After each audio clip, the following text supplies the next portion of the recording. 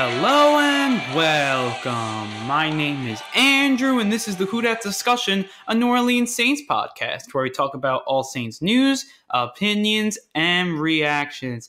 And this now, it's the second week of free agency, so that free agent frenzy starting to die down. But for the Saints, it seems like it's just coming up. I mean, so many news from the Saints signing Nick Easton, which was earlier in the week, and also the Saints. Just in last night, the Saints are expected to sign tight end Jared Cook.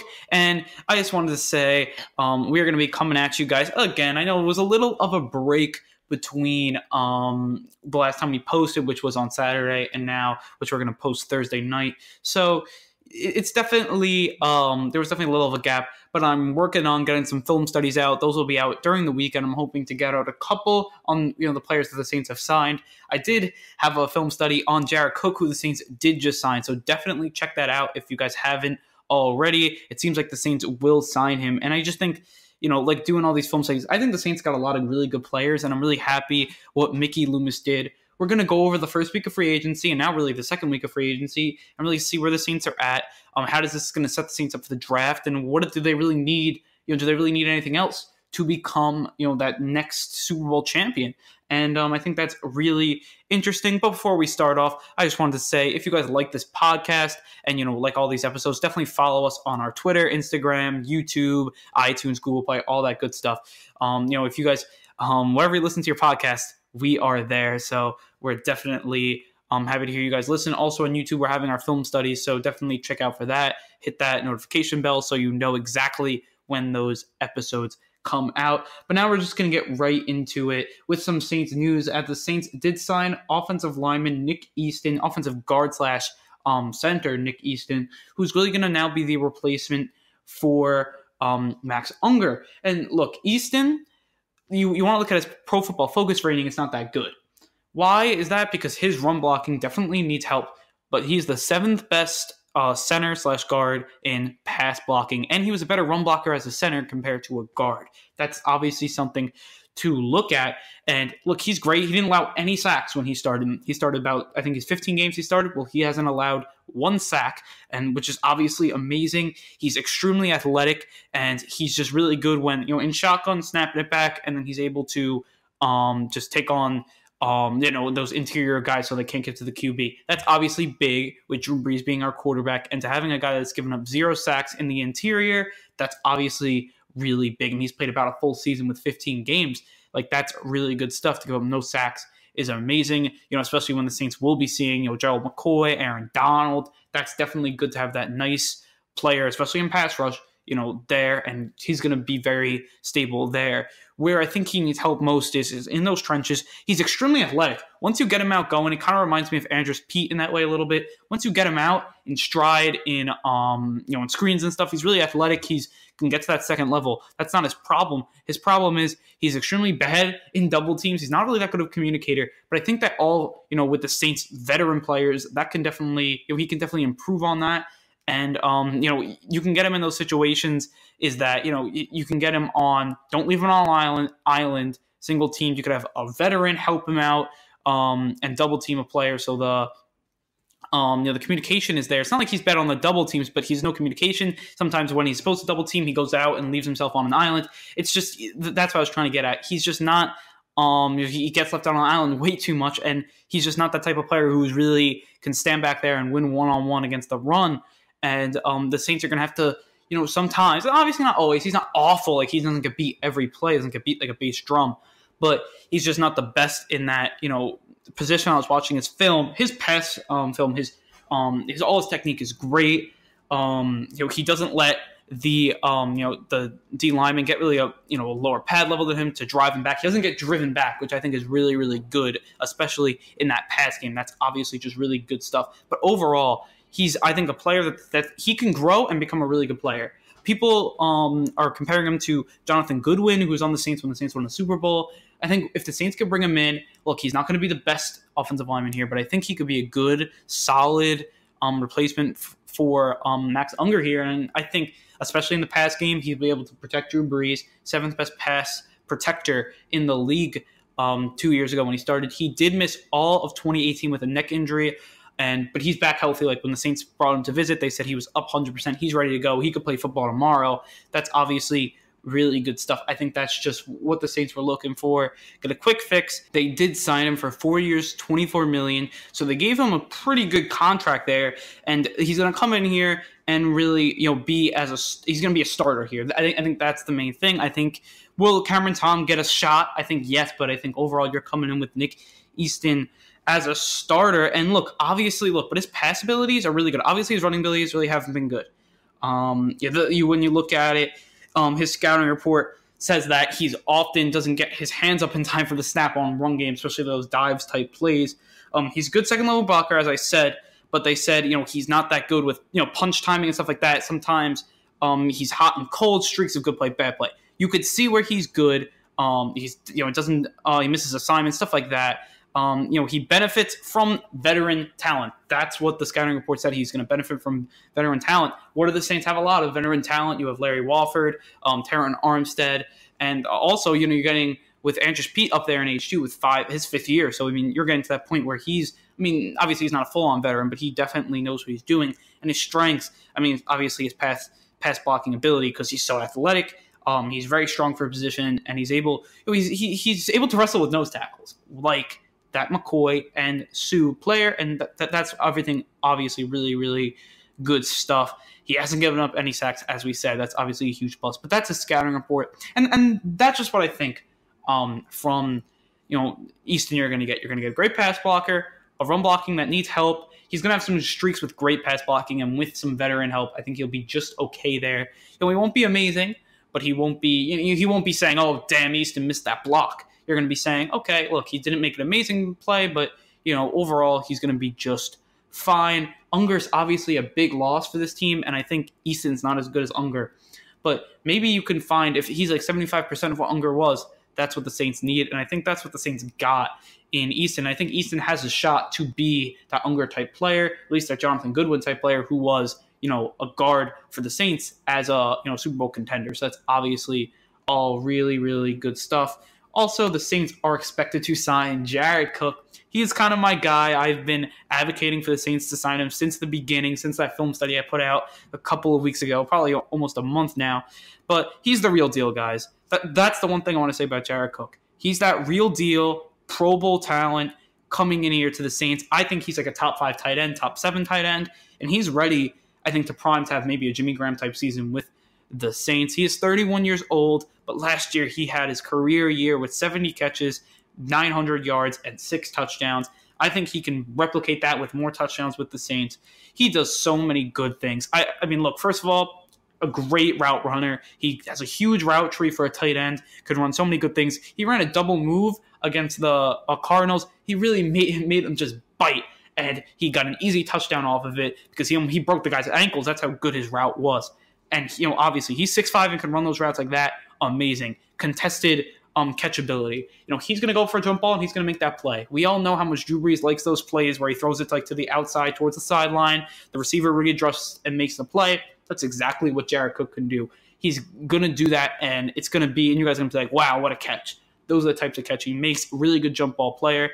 And then also he was good with high pointing the ball. And then, got to say, people are saying his run blocking wasn't as good this year, but in past years it has been really good. This year it was a little lower, but in years past he's been a reliable run blocker. Is he the best run blocker ever? No.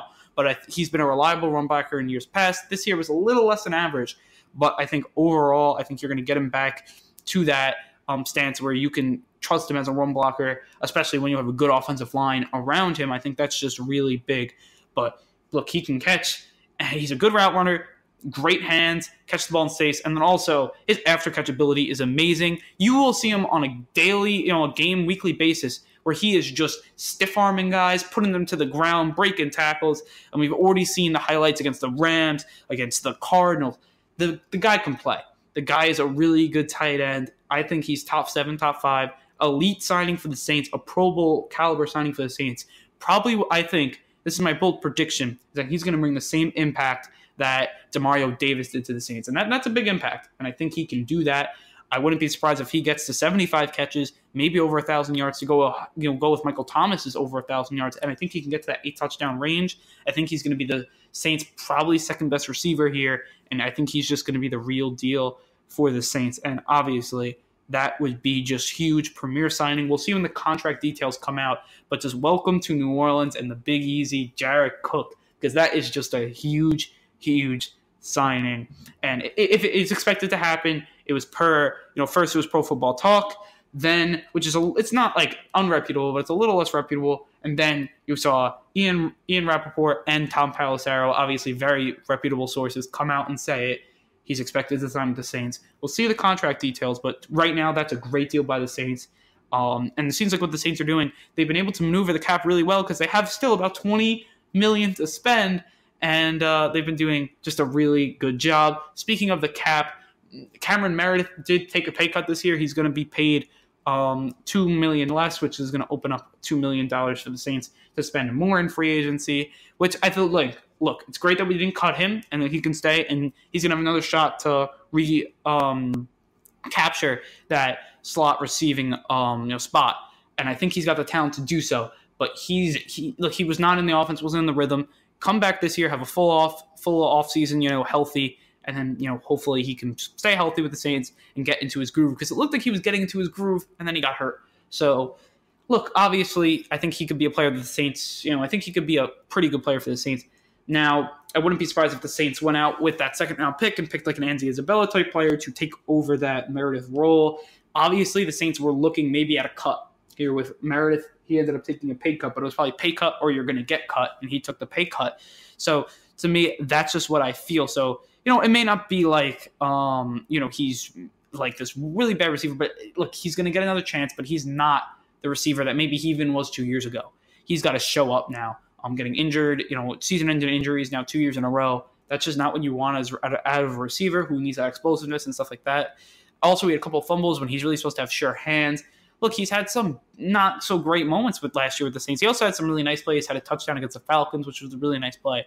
So overall, I think, look, he can be that difference maker for the Saints in that slot, but also I think that you got to get another player there. I think it's going to be through the draft in that slot. I think they're going to pick a player, maybe Andy Isabella. I think they're definitely going to look in on him, maybe someone else later. But I think that's what the Saints are looking at there. And then also our final, signing and really free agent news for the Saints. Saints signed kick returner, punt returner, Marcus Sherrills. And as the Saints have, all, they've Darren Rizzi now and all those special team coaches, new special team coaches in and a new unit there, they're going to add a bona fide kick returner, punt returner in Sherrills.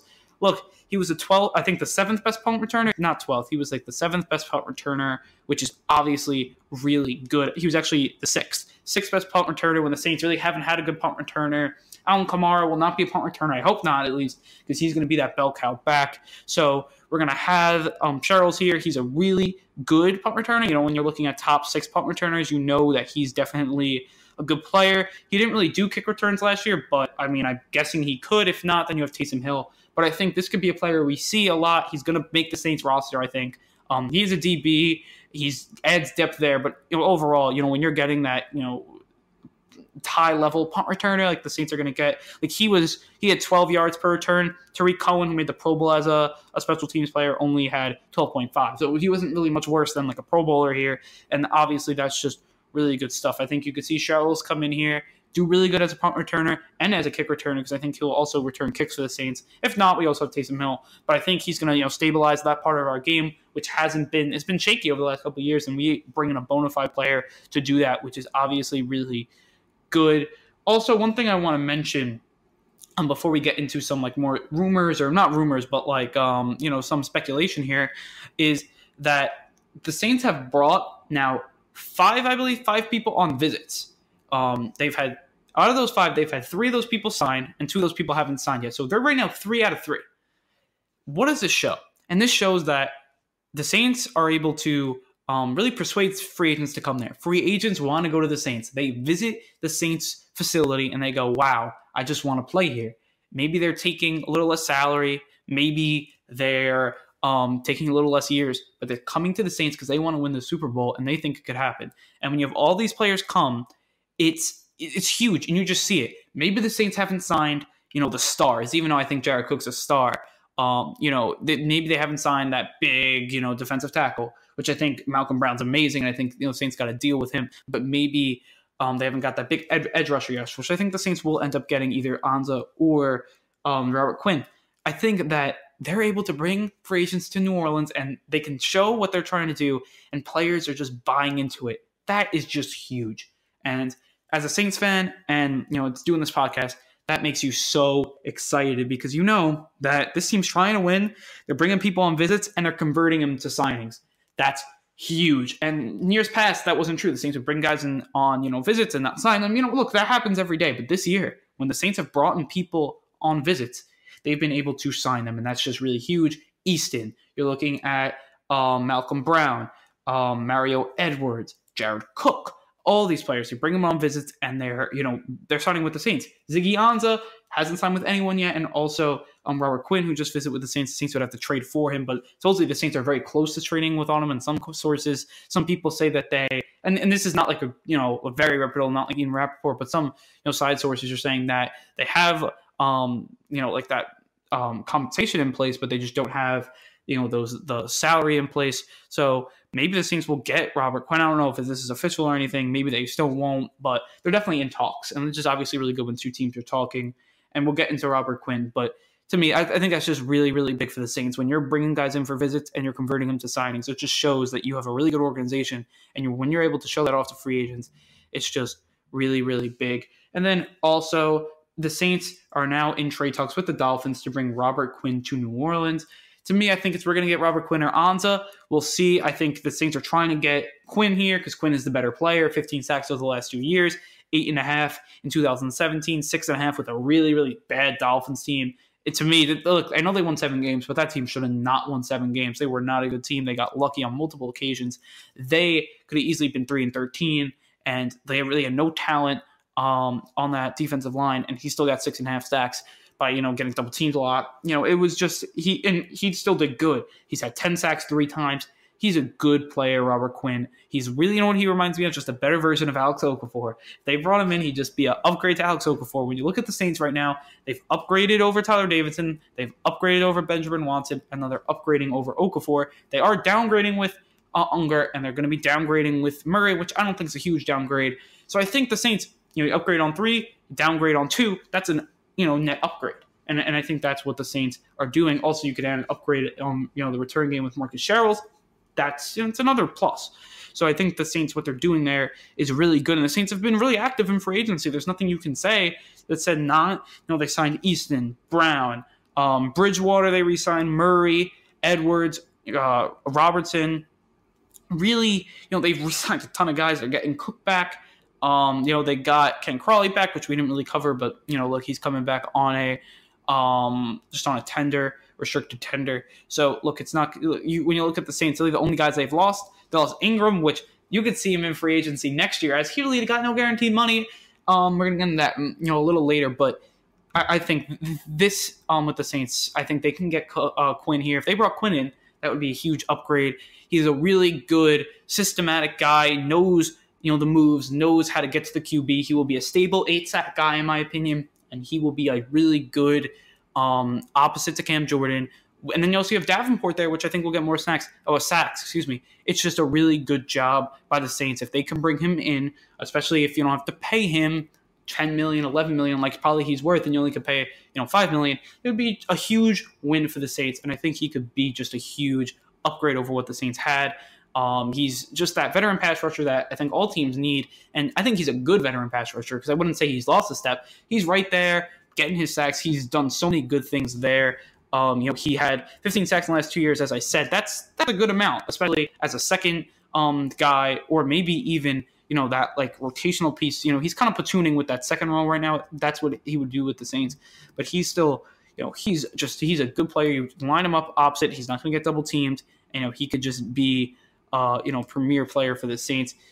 He had that big 19-sack year with the Rams. He was good with the Rams. He had 3 straight amazing years with the Rams, and he got hurt a couple years. Went to Miami, and then played a full season, 6.5 sacks. He also had 8.5 in 2017. Look, he can play. He's, again, versatile because he could play. If the Saints ever changed to 3-4, he could always play that linebacking position there. But really, I think at this point of his career, he is that defensive end. He's going to get after the quarterback. Really good moves. He's a really good systematical player. Picks and chooses where he's got to rush. He gets to the QB. And yeah, I think he can get 8 sacks in that, role with the Saints. I think maybe if he gets, let's say, because he's, not starting, let's say he's in that platoon with Davenport, I think he could pull up with 6-7 sacks. And I think Davenport can pull up with 6-7 sacks. That's a 14 sack. And then you also have Cam Jordan getting 12-13 sacks. When you look at that, that's like almost 30 sacks from, your defensive ends. And also bring, Rankins back. You're bringing Mario Edwards in. It's good. It's definitely a good thing for the Saints. And they've just been beefing up on this defensive line to make it scary for teams to come to play the Saints. I think when everyone's healthy and coming back, that is a scary defensive line you have to play. It also has a lot of depth, and it just shows how good the Saints have been doing there. So now we're going to move on to just kind of a recap of what the Saints have done over the last couple of weeks. We're going to give out a couple of grades, and really which we're going to do. We're going to do really tiers. We're going to start with like premier signings, our high tier signing starters that will be on the Saints. Then we're going to look at players that are replacing other players and like their direct replacements of guys that left in free agency. And then we're going to go to the guys more depth signings, and we'll give grades there. But we'll start with our premier signings, and we are going to assume that Jared Cook is here. Jared Cook, look, he can easily be on the replacement list, but I'm going to put him on the premier signings because I think he's a Pro Bowl type player. I'm going to put him and Malcolm Brown. I just really like what Malcolm Brown can do. He's a huge upgrade over Davidson, 2-time Super Bowl champion, former first-round pick. He's a blank canvas that Ryan Nielsen, Dennis Allen can come in and coach this guy up to be a really, really good player. He's good pushing the pocket as a nose tackle, and he's really good against the run. He's like amazing against the run. He's a step up against Tyler Davidson, and that's just what you want to see there. That's a premier signing, and the Saints got him pretty cheap, $5 million a year, 3 years, $15 million. Maybe they overpaid him a little bit, but I'd say he's about worth that. But I'd say he's definitely a player that he can be really big. I got to give that either a B+ or A-. A good signing, solid, good replacement to Tyler Davidson, and just to me, it's a really solid job for the Saints there. Also, premier signing Jared Cook. I'm gonna say he signs here. I'm assuming that. Look, he's a player. Look, we obviously already went into what he can do earlier. He's just a really good player. He's going to come in here. He'll probably catch 60 to 70 balls, probably have 700 to 1,000 yards, and probably have 8 touchdowns. He's going to have a good year with the Saints, and I think that he's going to be that number 2 receiving option for the Saints, and he can fill that role. He's just a really good player. If you want to see more on him, definitely go check out my film study. I believe he was the first tight end we did on there, so look at what we can do. I said the Saints should sign one of Cook, Eifert, or Jesse James, and they came away with Cook, the best option in my opinion. So that's obviously just really good stuff there. We'll see the contract, but to me, I'm giving this an A++++. The Saints saw the player from the very beginning. They saw the fit, and they brought him in for a visit, and they came through and confirmed it, and that's just huge. I think that's just a really good job of the Saints. A+ signing there. Now we're going to move over to the players that are replacing other players, and when you're really looking at it, it's Latavius Murray and Nick Easton. I'm going to give the Nick Easton signing a B, maybe even incomplete, because Nick Easton, look, he was a little shaky in 2017, 2016. Good against the pass, but really just not that good against the run. When Pat Eflin, the veteran player from the Vikings, when he came in, when he was starting with Easton played well with the veterans. When he wasn't with the veterans, he wasn't playing well. I think maybe just a year later, you see him here. He can be a very good player. I'm going to give him a B. He's going to come in here, probably be an average starter. That's what a B is worth. So I think he gets a B there. Murray, I think for his role, I think you give him like a B+, but when he is going to go into Ingram's role, you got to give him like a B-. If Ingram's like your A-, he's definitely a step down. Not a huge step down, but he is a step down. I give him that B. To me, it's like a B signing for the Saints, B+ signing for the Saints. Solid guy. They got their guy they wanted. But he's not Mark Ingram. That's kind of the fact there. I like Latavius Murray. I think he does a lot of good things. He's a big guy, and he's going to do good in short yardage. But Alvin Kamara is going to have to do more now. And I think that's what the Saints need. I think they need to show what Alvin Kamara does. But if they wanted Alvin Kamara to do less, which is kind of what Sean Payton wanted, Mark Ingram was really the perfect fit. But now you're bringing in Latavius Murray, a great team leader, just like Ingram was. You're going to bring in a really good guy in the locker room. And he's got that's going to get touchdowns, going to get first downs. get those short yardage situations, and then also he can break off big runs because he has that big playability. Because he's so big, he can, once he gets downhill, he can really go and move.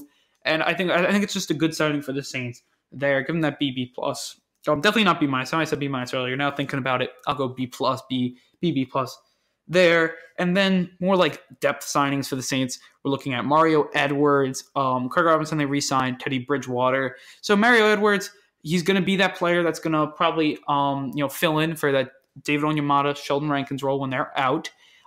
He's a player that, look, he has, I believe, like 5-6 sacks in the last 2 years. That's good. That's not bad. He's going to come in here, be a rotational piece for the Saints, and he could do a really good job. When he was with the Giants, look, that defensive line had nothing, and he still got 2.5, 3 sacks. That's pretty good there, and a good job by him. And I think he could do a good job to come in here, do what he's got to do, to be that rotational piece and be a good signing for the Saints. So as a rotational piece, I got to give this signing an A minus because he's the perfect role for the Saints and he's going to fit it really well. So I think that was a really good signing. Craig Robinson, give it an A plus. Saints retain their leader, their captain. A really good job by them to bring back Robertson. We know his abilities to play linebacker. He's a good depth linebacker, and then also he's a really good special teams player.